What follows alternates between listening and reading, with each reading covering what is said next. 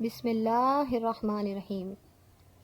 خدا کرے میرے عرض پاک پہ اترے وہ فصل گل جسے اندیشہ زوال نہ ہو۔ خدا کرے کہ میرے ایک بھی ہم وطن کے لیے حیات جرم نہ ہو، زندگی وبال نہ ہو۔ معزز ناظرین، السلام علیکم۔ آج ہمارا جشن آزادی ہے۔ آج ہمارے دل خوشیوں سے لبریز ہیں، ہماری آنکھیں مسرتوں سے سرشار ہیں۔ اور کیوں نہ ہو، آزادی اللہ کی بہت بڑی نعمت ہے اور غلامی سب سے بڑی لعنت ہے۔ آزادی کی زندگی کے کچھ لمحات بھی غلامی کی طویل زندگی سے بہتر ہیں۔ جیسا کہ ٹیپو سلطان نے فرمایا کہ شیر کی ایک دن کی زندگی گیدڑ کی 100 سالہ زندگی سے بہتر ہے۔ غلامی کیا ہے اور مسلمانوں کو ایک علیحدہ وطن کی ضرورت کیوں پیش آئی؟ کیا مسلمانوں کو اپنے رہنے کے لیے خدا کی بنائی زمین تنگ پڑ گئی تھی، یا پھر ان کو کسی جذبے نے مجبور کیا کہ ایک علیحدہ وطن کا مطالبہ کریں؟ پاکستان بننے سے پہلے پورے بر صغیر پر تقریباً 100 سال تک انگریزوں کا قبضہ تھا، اور اس سے پہلے مسلمانوں کی حکومت تھی۔ مسلمان غلامی کے حصار میں جکڑے ہوئے تھے۔ غلامی محرومی کا نام ہے۔ غلامی ذہنی صلاحیتوں کے زنگ آلودگی کو کہتے ہیں۔ غلامی ضمیر کی پشمردگی کو کہتے ہیں۔ غلامی اپنے خودی کو جھکا لینے کا نام ہے۔ غلامی انسانیت کی ذلت اور نامرادی کا سرعام اعلان ہے۔ جیسا کہ شاعر نے کہا، بھروسہ کر نہیں سکتے غلاموں کی بصیرت پر، بھروسہ کر نہیں سکتے غلاموں کی بصیرت پر کہ دنیا میں فقط مردان حر کی آنکھ ہے دیدہ۔ قائد اعظم ایک دوراندیش شخصیت کے مالک تھے۔ آپ نے پہلے کانگریس جوائن کی، لیکن جلد ہی آپ کو اندازہ ہو گیا تھا کہ کانگریس صرف ہندوؤں کے مفادات کے لیے کام کر رہی ہے۔ اس بنا پر آل انڈیا مسلم لیگ کا قیام وجود میں آیا۔ اب مسلمانوں کو ایک ایسا پلیٹ فارم مل چکا تھا جہاں سے وہ اپنے مطالبات کا صحیح انداز میں اظہار کر سکیں۔ قائد اعظم کی قیادت میں مسلم لیگ مسلمانوں کی ایک نمائندہ جماعت بن کر سامنے آئی۔ علامہ اقبال، لیاقت علی خان، مولانا محمد علی جوہر، سردار عبدالرب نشتر جیسے بڑے بڑے رہنماؤں نے تحریک آزادی میں قائد اعظم کا خوب ساتھ دیا۔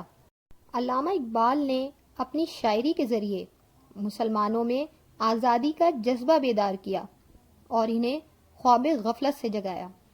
اقبال نے کیا خوب کہا ہے، تو شاہین ہے پرواز ہے کام تیرا، تیرے سامنے آسماں اور بھی ہیں۔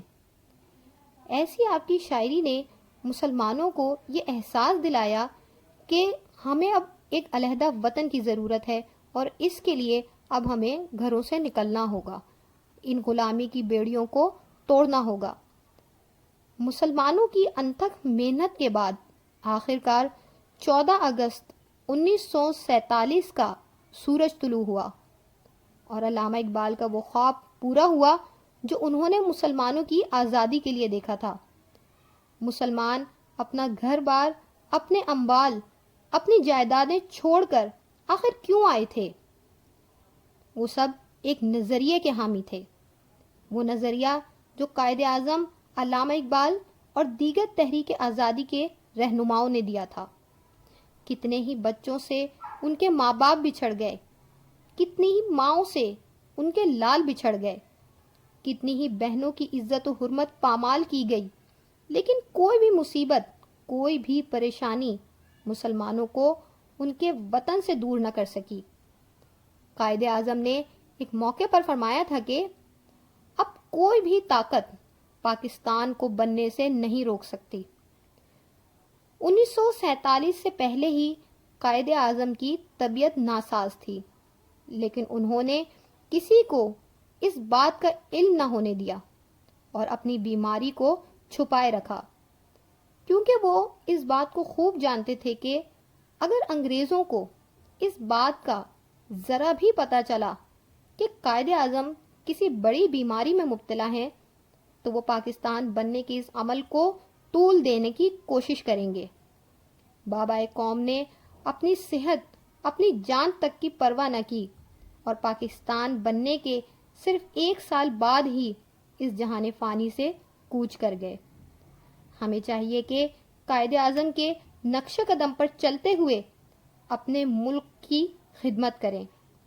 اتحاد، تنظیم اور یقین محکم جیسے آپ کے رہنما اصولوں کو اپنے لیے مشعل راہ بنائیں اور اپنے ملک کی ترقی، فلاح و بہبود کے لیے ہمہ وقت مصروف عمل رہیں۔ اقبال نے کیا خوب کہا ہے، منزل سے آگے بڑھ کر منزل تلاش کر، مل جائے تجھے دریا تو سمندر تلاش کر۔ آخر میں میرے تمام عزیز ہم وطنوں کو جشن آزادی بہت بہت مبارک ہو، اور ایک چھوٹی سی التجا ہے کہ کوشش کیا کریں کہ جشن آزادی اس طرح منائیں کہ جو ایک مسلم قوم کے شایان شان ہے۔ سڑکوں پر گانے لگا کر ناچنا کودنا ایک مسلم قوم کے شایان شان بالکل بھی نہیں ہے۔ اللہ ہم سب کو نیک اعمال کرنے کی توفیق عطا فرمائے۔ جزاک اللہ خیرہ و احسن الجزا۔